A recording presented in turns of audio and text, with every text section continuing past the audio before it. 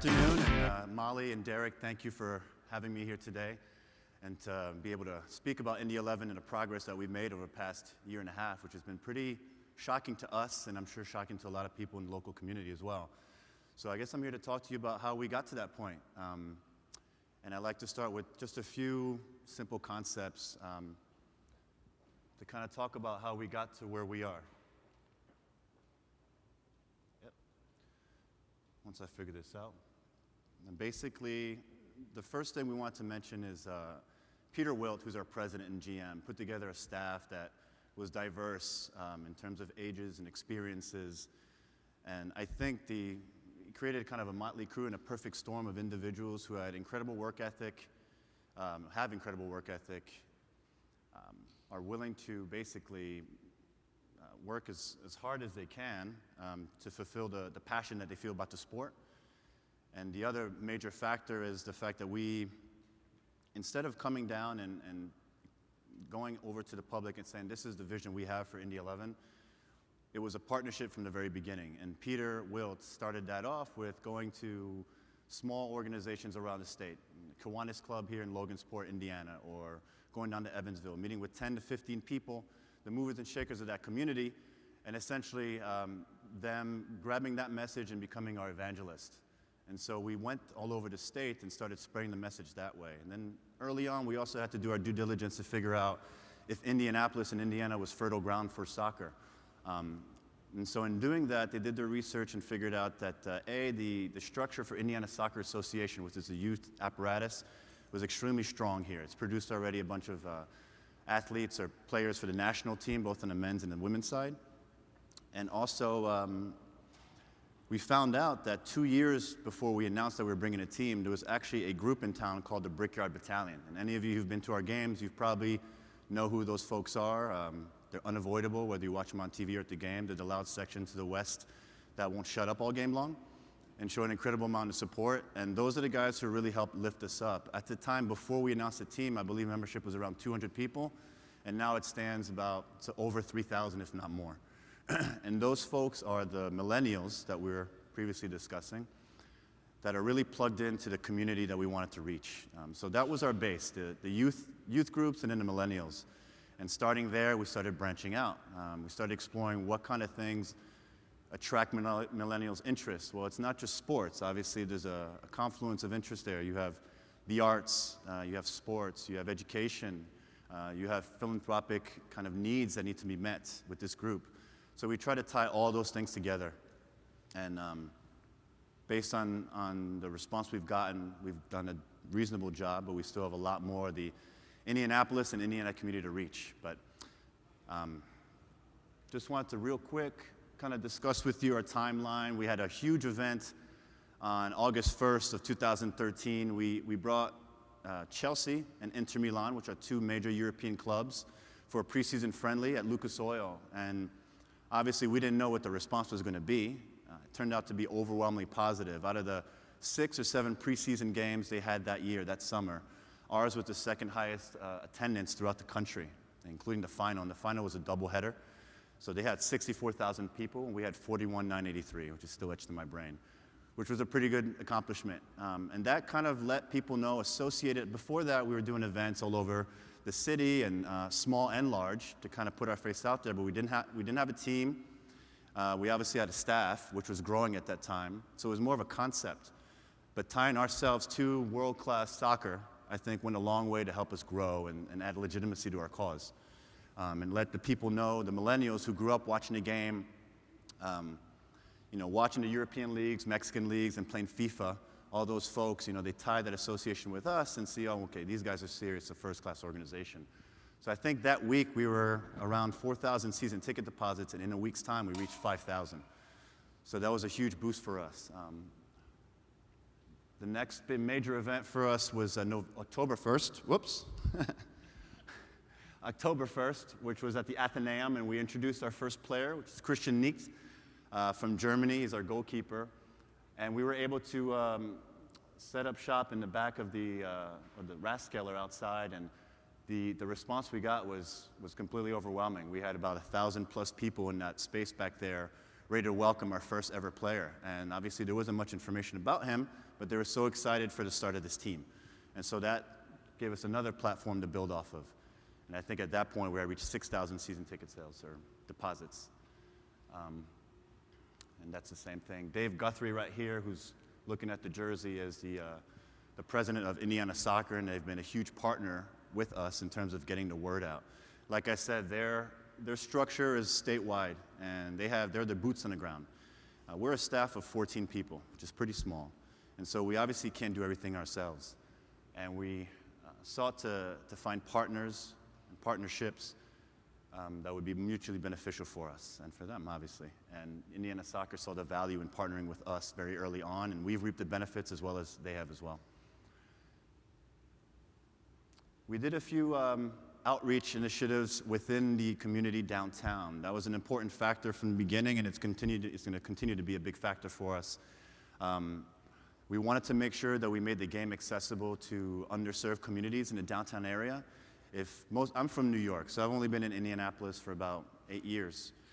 And in New York, the thing that stands out to me, because I grew up an athlete playing basketball, soccer, was the public spaces over there. You come to Indianapolis, that's not as strong, but it is changing, and we're trying to play our part in offering better outdoor playing spaces, especially for soccer. But one of the things we thought would be a good way to kind of activate the community at large in downtown Indy would be to have this initiative called Goals for Indy. And we were fortunate enough to find a partner in Goalrilla. I don't know if you guys are familiar with Goalrilla. They made their names making basketball hoops, but now they make inflatable goals. And they donated over 100 of these goals to us so that we could have 100 different locations around Indianapolis playing soccer on one day at the same time. It's kind of ubiquitous in that day, and that helped raise our profile as well. Let's see. Paulina Osheroff, who's going to be going on after me, was instrumental in doing our first lookbook, and this is another way of us kind of diverging into non-traditional sports areas. We thought it'd be a nice way. Soccer players are fit. They have a certain profile. We want to show them in the best possible way, and we thought that having them displayed in suits put together by our menswear retailer, Jay Benzal, would be a good way to go. You appreciate it? There's some brochures out there when you're done out here. So Paulina did a great job in bringing out the best of these guys, and we're looking to build on that success next year with Pattern, which she'll discuss that with you or not, but something will be coming in the pipeline. And another form of outreach that we wanted to focus on was activating the community that's interested in soccer, millennials specifically, who are interested in the game, but haven't been playing for very long. We don't want to exclude anybody. This is the most inclusive sport in my mind. And so we reached out, we worked with a lot of local organizations, Big Car specifically. We kind of lent them, a lot of our knowledge, but they basically ran with the concept that was based off a league in Detroit. And we decided to create Indy City Football. Initially, the concept started with 10 or 11 teams in the downtown area, and they are all based on neighborhoods. And people would reach out and recruit players for their teams in their neighborhood. Within 4 days, those teams were full, so we had to increase the number of teams from 10 or 11 to 16 or 17 teams. And the league ended up running for about 10 weeks during the summertime, and it was really successful, and we're looking to do it again. So I think what we did there was engage further the community that, okay, you don't want to jump straight to a game. You don't want to go to a crowded small soccer bar to learn about the game. Maybe you can learn it with some people who you're already friends with and some people who really know the game. So we took that approach as well. And here's another example of that. And let's see. So to build on that, our season obviously started on April 12th, and so we had 2 parts of our season. Which is a little unusual for most professional soccer leagues, but we had a spring season that started on April 12th and ran to about June 7th. And then we had a break because we didn't want to compete with the World Cup. But we couldn't ignore the World Cup either, obviously. Our game is soccer.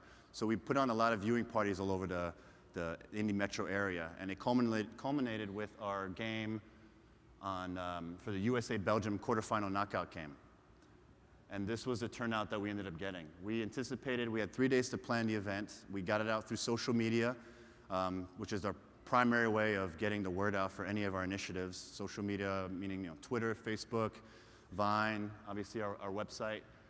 And we anticipated about 3,000 people to show up that day, and we got 7,500 people, which was incredible for us, and it seemed like people did enjoy themselves, and we wanted to keep providing that kind of soccer-friendly platform. Indy Forever is our tagline going forward for next year. Our season ends on Saturday, this coming Saturday. We have our last home game, our last game in Tampa. And we're already obviously starting to plan for next year, and we wanted to reinforce our connection to the center of the state and the state capital. Everything flows out, we like to think, from Indianapolis, and we want to make it strong and then keep going further out and spreading the game out. It's been an incredible ride. I had never worked in sports before working for Indy 11, and so it shows either the wisdom of Peter Wilt or, he's right back there. I would be doing this job for free, and I did. I did this job for 4 months or 5 months for free, and I think I had to show that I could do this and I had the passion for it. But that's the common thread that we have within our organization. We're really, really passionate about what we do. Most of us are, this is what we do about 60, 70, 80 hours a week. And we love it. And it's really a great atmosphere. I think that team atmosphere, the fact that we don't push what we think is right on the community, it's more of a collaborative effort. I remember way back when we first started, and I know you want me to stop talking. In a staff meeting, there was an organizational chart that was presented, and you would think that the president or the owner would be at the very top, but for ours, it doesn't work that way. It's the fans. Everything we do is with the fans in mind. And we don't try to find that out through message boards on Twitter or Reddit. We engage constantly. All of our events, we're there with a strong staff showing, and we really try to connect with the crowd. I think the one thing that I'll leave you with, I read this a long time ago, and Maya Angelou said, it's not necessarily what you say, it's how you say. It's not exactly how it is. It's not what you say, but it's how you make people feel that make people remember you. And I think every interaction we have with people, we let them feeling good about them giving their time to us, because we give it back as much, if not more. So we like to follow through on that effort, and that's our plan going forward. Thank you for your time. You go in the far one, and Okay. I'll go in this one. No, that's really good. I hate to stop your conversation. It's just that there are lots of good questions. Like the first one, that someone says have to ask, are your players featured in that picture single? That was the first one.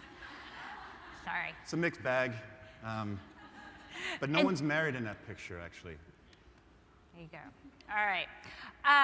So great. You mentioned that this was not working in sports was not where you started. Right. How did you utilize those skills that you picked up you mentioned in teaching as foreign language and in development, in catering? How did you leverage those skills? Well, I think it started, the base is soccer. I'm obsessed with it. I would be doing this or reading about soccer, or watching soccer if I had this job or not. And I was doing that for years before I even got this position. And so the different positions I had, my first job was at the Metropolitan Museum of Art, doing education, working with children, which is another kind of portion of my job now, to working at Enterprise Rent-A-Car, for example, and working in customer service. And I think synthesizing all those experiences was very natural for Indy 11, because my position involves outreach to different communities, whether it be up north in the Carmel area or downtown Indianapolis, whether it be Latinos on the east side or west side of Indianapolis, or a French community that's from the international school. I've had experiences, intimate experiences with those groups overall, and here it just seems to crystallize positively. Do you think that Indy could have supported a soccer team 5 years ago? I'm not sure. I know there was a couple of attempts in the beginning of 2000 with the Indy Blast, I believe it was, and I don't know if at that particular time it would have been ideal. With the explosion, like I said, the international leagues, getting more TV coverage in the US, I think that's helped tremendously with people getting familiar with the game, getting familiar with personalities. I can't walk down the street. I'm a Real Madrid fan as well as an Indy 11 fan. I can't walk down the street without getting heckled if there's a Barcelona fan across the street. That's good. That means people are paying attention and care about the game, and that's growing by the day. Yeah, no, that viewing party on Mass Ave was kind of like the Super Bowl Village, I felt like. You couldn't move through the crowd. How do you think you can leverage or can build on that momentum for the future? What do you see as some new partnerships for next year? Well, a big one for us is Indie Fringe. We recently became a sponsor of the Indie Fringe Theater, which is on Mass Avenue, and another demographic that we didn't really consider when we first got going, but one that seems pretty natural fit considering the success we've had with some other organizations that are in the arts. And Indie Fringe is obviously on the north end of Mass Ave. We're going to be working with them for the next 5 years. We're adding an addition to that. We're going to have events there on a monthly basis starting next November, or this November, sorry, November 11th, and something on the 11th of each month. So. Awesome. Thank you, Guijo. Thank you, Molly. So much. Absolutely. We have a Visit Indy question we want to share with you Sure. before we go to break. So for the audience, pull out that redefined website. What words would you use to describe Indy as a place to visit when talking with family and friends living outside of Indianapolis? So we'll give you a few minutes, and we'll depart. Thank you all so much.